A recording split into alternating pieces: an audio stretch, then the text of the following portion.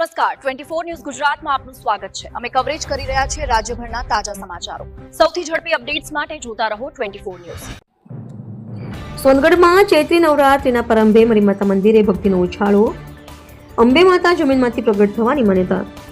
ચૈત્રી નવરાત્રિના પાવન અવસરે સોનગઢ નગરમાં આવેલું આશરે 500 વર્ષ જૂનું મરીમાતા મંદિર ભક્તિ અને આસ્થાનું મુખ્ય કેન્દ્ર બન્યું છે।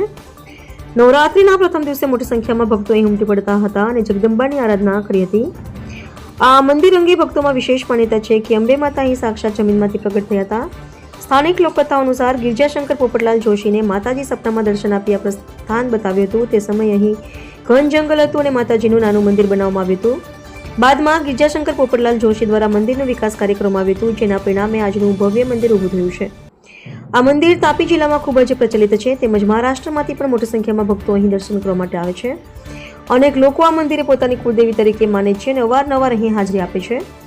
મંદિરની એક વિશેષતા એ પણ માનવામાં આવે છે કે અહીં કરેલી માનતા અથવા બાધા અચૂક પૂર્ણ થાય છે, જેના કારણે ભક્તોમાં આસ્થાનો વધુ ઉછાળો જોવા મળે છે। ચૈત્રી નવરાત્રી દરમિયાન મંદિરે વિશેષ સજાવટ કરવામાં આવી છે અને ભક્તો માટે સુવિધાઓ ઊભી કરવામાં આવી છે। જય મા અંબેના જયઘોષ સાથે સમગ્ર વિસ્તાર ભક્તિમય બન્યો છે। હરિપ્રસાદ શર્મા। હવે મહારાજ આપણે આ મંદિર કેટલું જૂનું છે? 500 વર્ષ જૂનું છે અને આ મંદિરની મહિમા બહુ સારી છે। માતાજીનું જેના કોઈ કામ નહીં થતા હોય તે કામ થઈ જતા અને માતાજી ક્યાંથી પ્રગટ થયા છે? સ્વયં પ્રગટ થયેલા છે, જમીનમાંથી નીકળેલા છે। બરાબર। અને મંદિરમાં ખૂબ જ મોટું યોગદાન કોનું છે? પ્રદીપભાઈ, હા બોલો। ગિરજાશંકર જોશી, ગિરજાશંકર પોપટલાલ જોશી, હા।